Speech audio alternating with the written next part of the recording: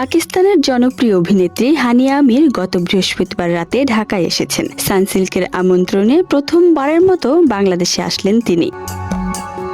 ঢাকায় পৌঁছে গত শুক্রবার দুপুরে নিজের ফেসবুক পেজে ছবি সহ দেয়া একটি পোস্টে হানিয়া লিখেন, আসসালামু আলাইকুম, বাংলাদেশ কেমন আছো? সঙ্গে জুড়ে দেন বাংলাদেশ ও পাকিস্তানের পতাকা এবং একটি লাভ ইমোজি। বাংলায় লেখা এই ক্যাপশন দ্রুত বাংলাদেশের ভক্তদের মন জয় করে নেয়।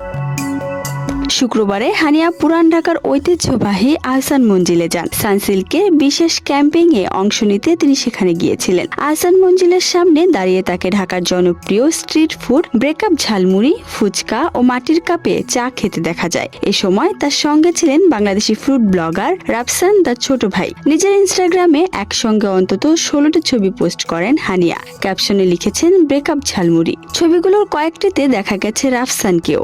অন্যদিকে রাফসান নিজের ফেসবুকে হানিয়ার সঙ্গে 3টি ছবি পোস্ট করে মজার ছলে লিখেছেন, হানিয়া কেন ব্রেকআপ ঝালমুড়ি খেলো? ধারণা করা হচ্ছে এটা সানসিল্কের একটি সৃজনশীল ক্যাম্পেইনের অংশ। আবার অনেকে বলেছেন এটা রাফসানদার ছোট ভাইয়ের নতুন কোনো ব্লগ আইডিয়া। এদিকে গতকাল শনিবারে হানিয়া আমির ঢাকার শেরাটন হোটেলে বিশেষ এক অনুষ্ঠানে অতিথি হিসেবে যোগ দেন। আজ তিনি সানসিল্কের ফটোশুটে অংশ নিয়ে ভক্তদের সঙ্গে একাধিক মুহূর্ত শেয়ার করে তারপর নিজ দেশ পাকিস্তানে রওনা দেবেন, এমনটাই কথা ছিল।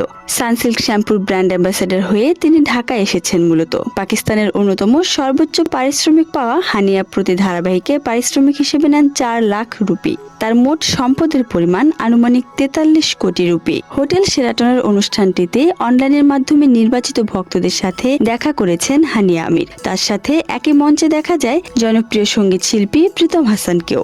প্রীতম হাসানের গানের সঙ্গে কোমর দোলাতেও দেখা যায় হানিয়া আমিরকে।